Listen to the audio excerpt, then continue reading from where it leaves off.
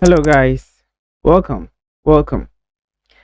In our previous video, we were able to install the Java development kit as well as the NetBeans IDE.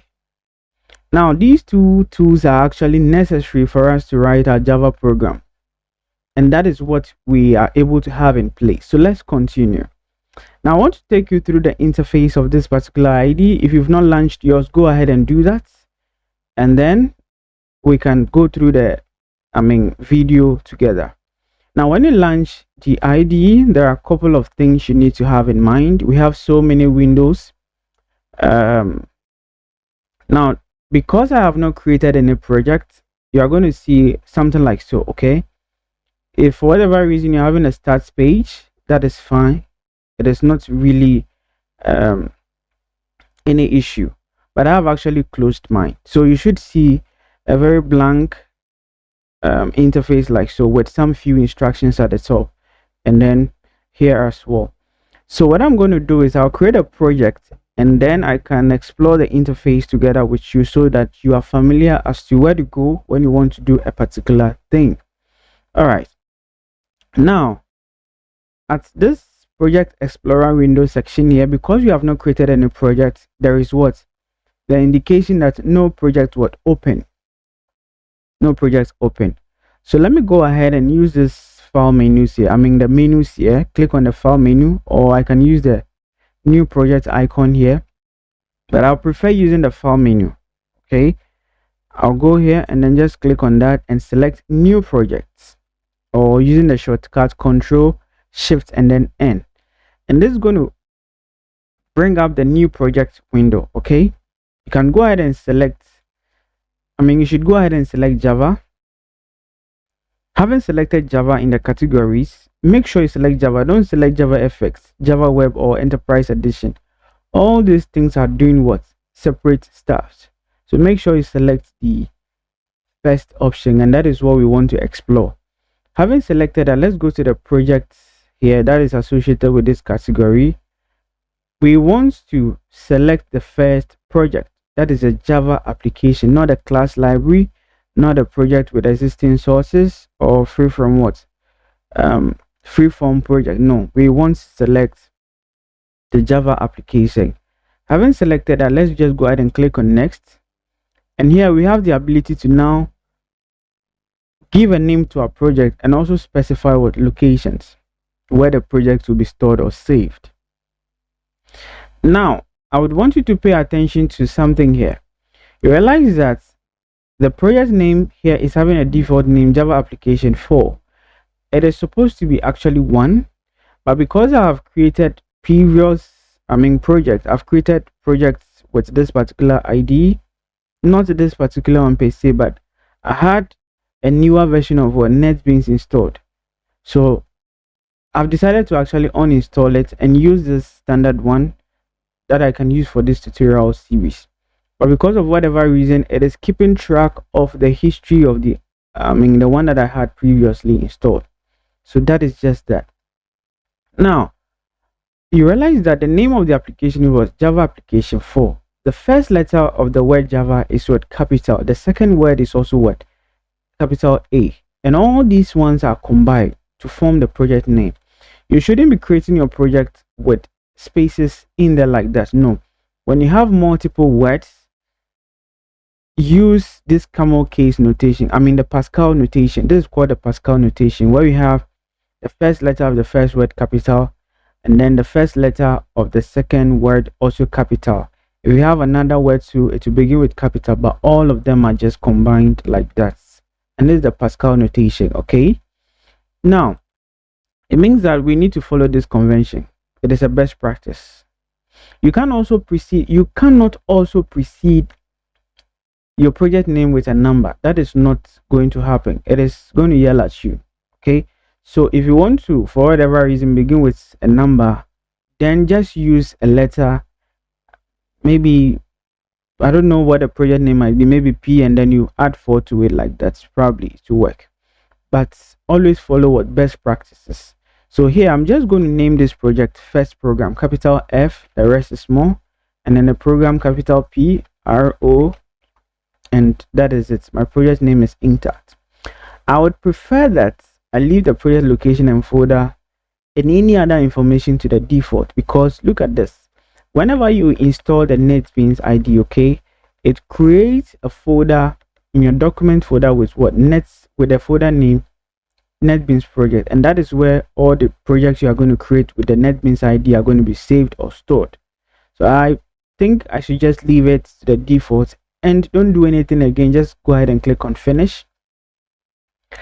And then when we look at the progress here, just like that, we have created our first Java program. We have created our program. So that is that. Now let's explore some other sections of this particular interface.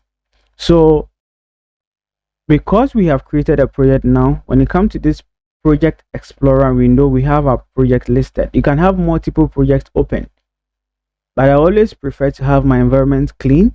So if there are an array of projects here, I would love to close all of them just to make sure that I have a clean environment working with. Just so I leave only the project that I'm working on active or in a project explorer window. So this is the window that is going to hold your projects. So in order to see the content of this project, there is a plus icon just before it like that. Click on it, it will expand it. You'll see some two other folders, source packages and then libraries. You would more often be coming to this part that says source packages expanded. In there you would see a package name called first program, and this package is actually going to house all the other files, the classes that you are going to create within this particular project. It is going to be scoped to this particular package for you to have a working Java program. Pay attention to that. Now when I expand this, just so to confirm, realize that this particular file, which is firstprogram.java, is seated right in this package here. So that is that. So for whatever reason, if I should close this file here, I can just open it by double clicking on this one here, and then it brings it back. So that is that. Now this area here where we have some lines of code and comments going on, this is what we call the editor area or the code area, or you can say the working area. Great.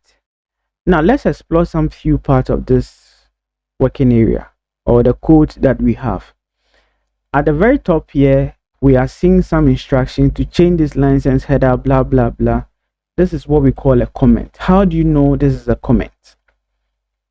One, the text here are grayed out, telling you that this is a comment. And then two, there is a /, an asterisk, and then ends with another asterisk and then a /. And the next line of code that's continuous is actually not grayed out. So this whole part is a comment, and this is a multi-line comment.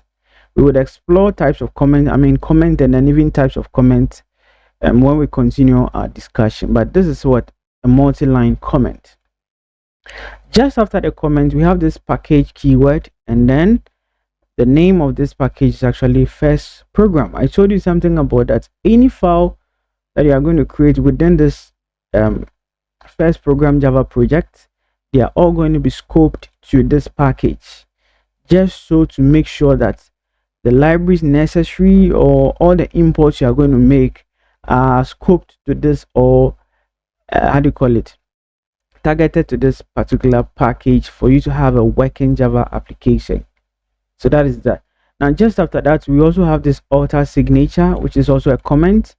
This is just telling you that the one who created this project is called Kweku, right? If you don't want it, you can just go ahead and delete it like that. But let me leave it. Just after this, we also have some interesting keywords here. Public class first program, curly brackets, it opens here and then ends here. And then in that, we also have some other snippets of codes and comments. As usual, this is what a comment, right? I've talked about it already. Now just below that, we have public static void main into brackets, right? Some parameters are defined here like that, and just after that we have our opening curly braces, and then it is ending here.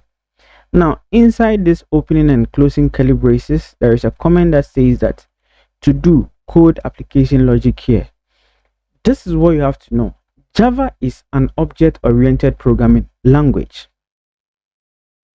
What does that mean? It means that we tend to write our computer programs in a way that resembles or mimic real-world entity. So if we want to represent, let's say, a student in our program, we should be able to do that. If we want to represent a book, we should be able to do that. And you can realize that all these things that I'm mentioning are real-world entities. Mind you, entities could be abstract and they could be concrete as well. We are going to explore some of these interesting concept later. So let's just keep going. So in that, it means that every Java program you create is going to be within a class. So as a convention, there will be a main class. Then you go ahead and define other classes, which those classes are going to make their way into the how do you call it, the parent class, which is this one. Okay, this is the first program class, which is actually the parent class of this entire project. When you go ahead and create any other classes, any 1, 2, 3, how many classes you can talk about, all of them would have to find a way to make their way inside this main class here. Pay attention to that. All right, good. Now we would also want to talk about one important concept, this main here. Now in classes, a class can have what we call attributes or properties, and then methods. And this here is actually a method. So what is a method? They define the behavior of a particular class. So this main method is the entry point for this entire application. When you execute or launch or debug this application, it is going to start debugging from this point before it will now branch to any other class or codes written outside of it. And so it is intertwined with the parent class or the mother class that we have in our project. So that is that. So if you want to start writing your code, this is where you have to start from.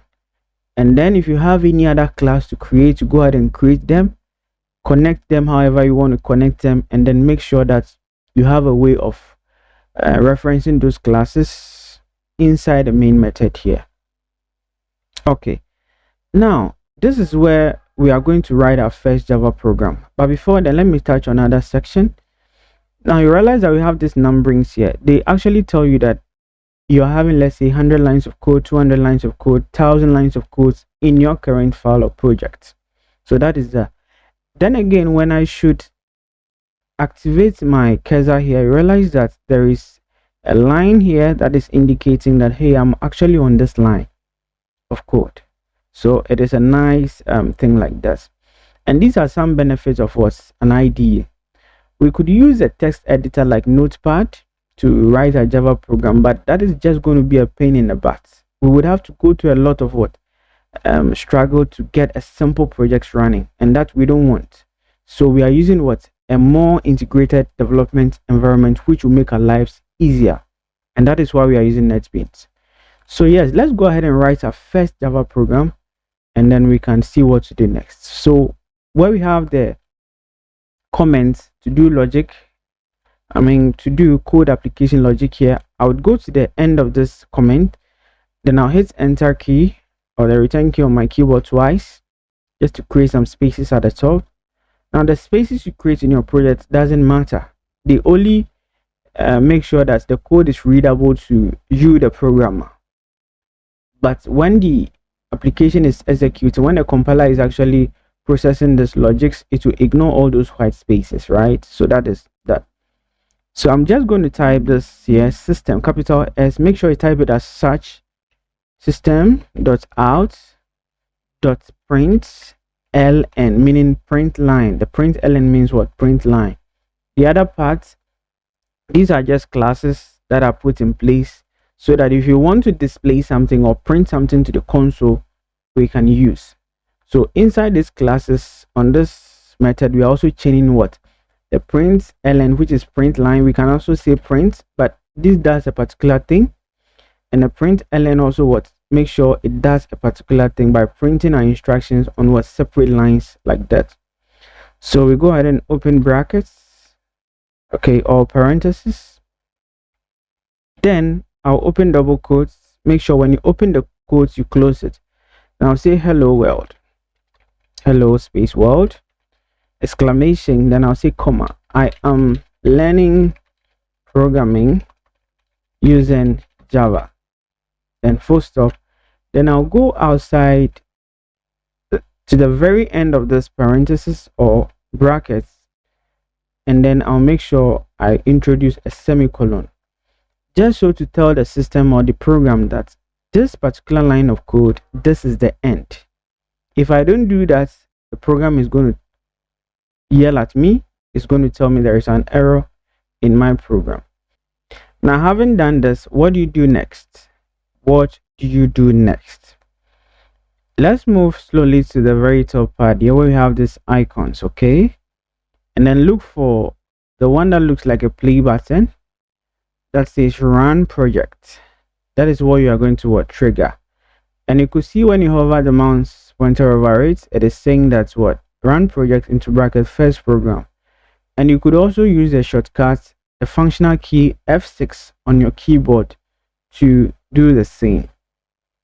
So for me to go ahead and test whatever we've done so far, I'll just click on that, and hopefully there will be the output window that is opened, and then it's going to display exactly what we told the program to do.